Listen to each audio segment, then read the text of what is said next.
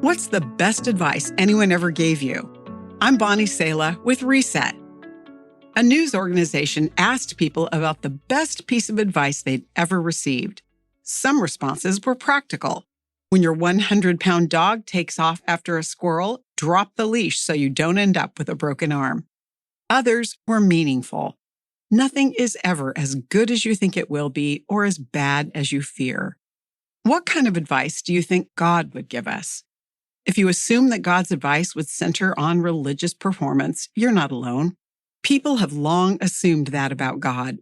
God's spokesperson named Micah wrote, "Know, O people, the Lord has told you what is good, and this is what he requires of you, to do what is right, to love mercy, and to walk humbly with your God." God isn't asking for more rituals, bigger sacrifices, or outward displays. He called people to a life of faith expressed in everyday life. He's calling us to a different way of life.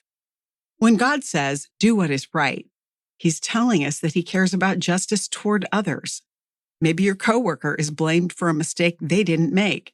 Rather than just staying out of it, you stick up for them. Loving mercy could mean when your spouse is exhausted, out of sorts, and speaks sharply to you, you let it go. Hardest of all might be walking humbly with God. When things go poorly, do we stay centered on his goodness and purpose for our lives, letting that awareness shape our decisions, reactions, and prayers? God's best advice isn't about trying harder. It's about living differently, with justice toward others, mercy in your heart, and humility before him. I'm Bonnie Sala. Ready to grow your faith? Discover practical tools and more at guidelines.org.